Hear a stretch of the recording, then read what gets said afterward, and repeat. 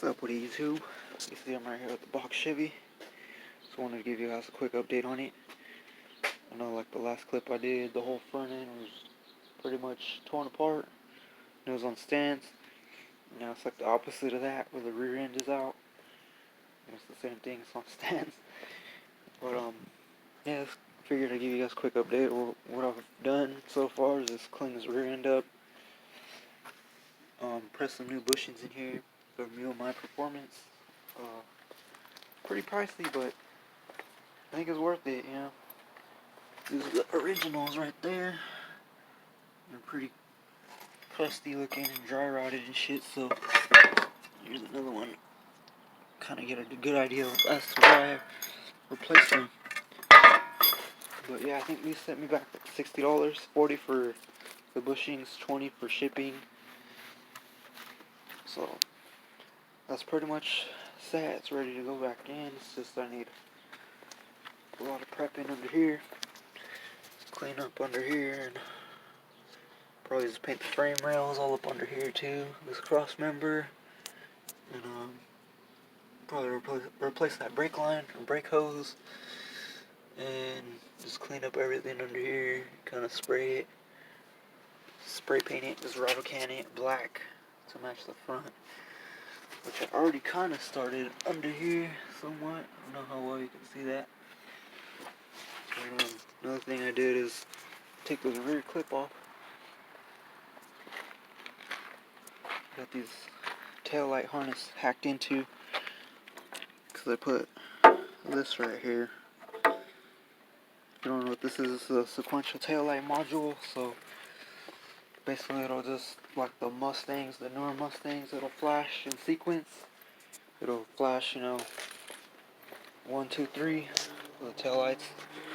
1, 2, and 3 for like signals and shit, or hazards. It'll blink in sequence. And yeah, aside from that, I've just been busy with it.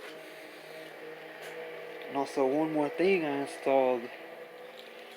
See here, installed the little cheapo depot keyless entry and trunk pop and shit.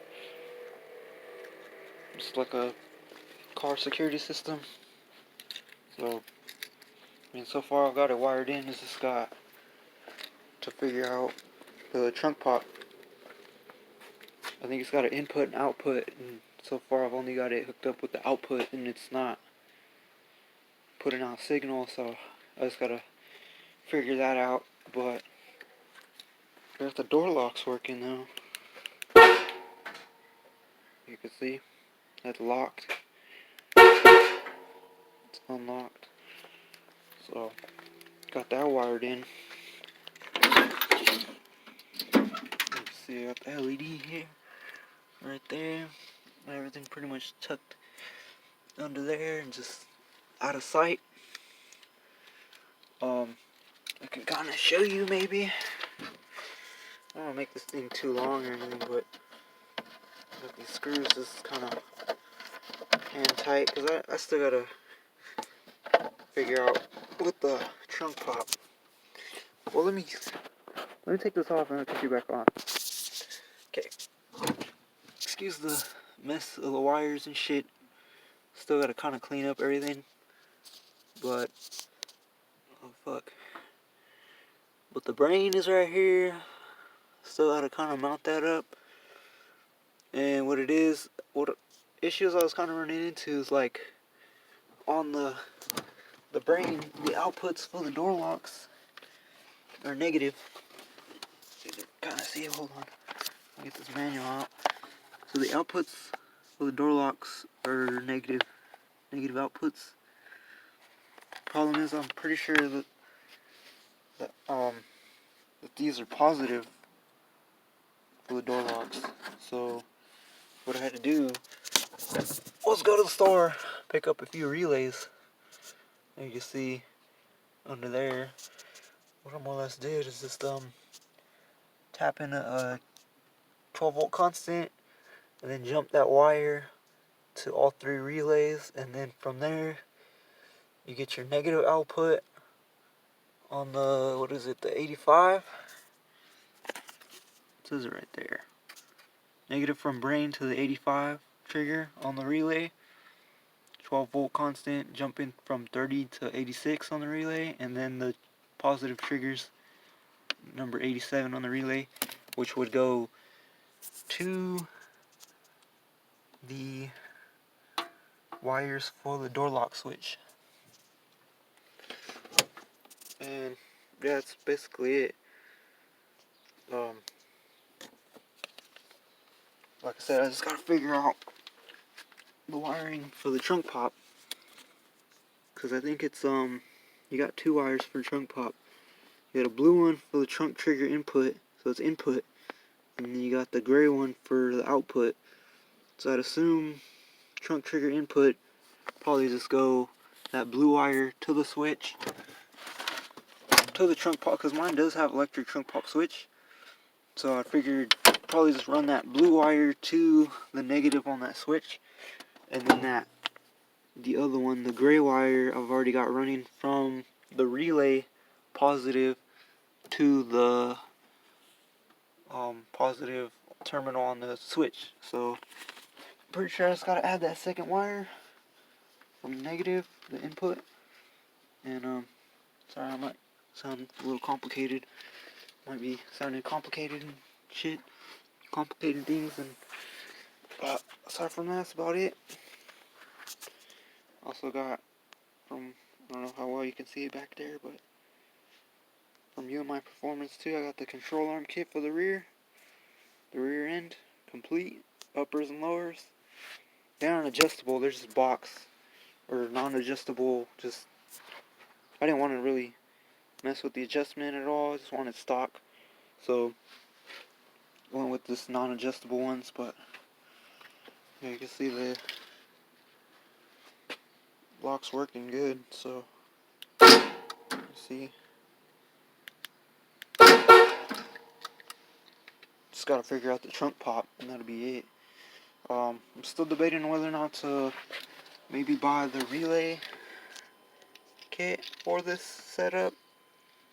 It's for SciTech. Let's see if I can find the box. Just kind of gotta go to the store and get relays and shit. This is the box. This is the Astra A15 model. Security and engine start with keyless entry. So I don't know. I'm still debating whether or not to get the relay kit. It's like another 30 bucks or so, and then it'll give you the option for remote start, and you'd be able to control it off your phone as well. So I don't know. Still debating on whether or not I should do that. I'll decide sooner or later. So if not, it's always an option later on down the line. So that's pretty much where I'm at with it. And yeah, I've been kind of busy with just wiring this shit up.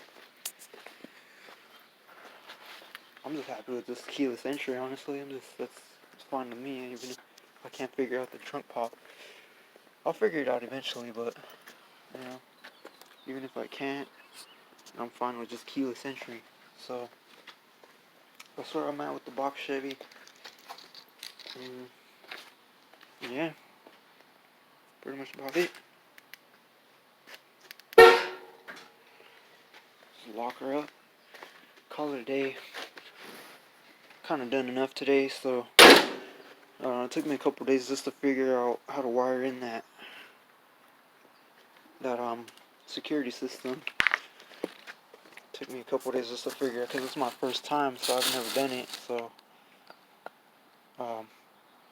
yeah, I'm all new to this, all this wiring, electrical and shit. So it took me a little figuring out to do. All that I really used is just a test light, multimeter, and a bunch of electrical shit. So use T-taps and I don't know, it's just a bunch of electrical stuff, and yeah, it's nothing crazy. But yeah, so soon I'll just be getting to slapping this rear end back in, and then putting it back on the ground, and hopefully from there, I don't know, I'm still kind of trying to focus on like mechanical shit, You know, like, as you can see, the big ass puddle under here. I don't know if I need to replace that that shaft seal for the yoke. So probably get to that too. On the transmission, that shaft seal for the slip yoke, or I don't think it's called the slip yoke. This is just for the yoke for the drive shaft. So it's been leaking from there. I turned my flash on, but my battery's kind of low. So, anyways, that's where I'm at. Pretty soon I'll just be getting this thing put back together and then start on the next phase of it. And yeah, trying not to make this too long. I would have had those sequential taillights wired in already, but the problem I ran into is one of the modules they sent me was defective, so I could only get one side of work. So I contacted the seller and pretty much just requested for a new module to ship to me. So hopefully that'll get here soon, and I'll just be able to finish up the sequential taillights and put that rear clip back on, which it'll probably be coming off again later on when I plan to start doing bodywork and shit. So I don't know, that's just where I'm at with it. Trying not to make this too long, so appreciate you watching. Let me know what you think. Drop a comment. Subscribe if you want to see some more. There's plenty more to come on this car. Needs a lot of love. Needs a lot of work. So there's plenty more to come. So just stay tuned. Be on the lookout for some updates. And yeah. Appreciate you watching. Peace out.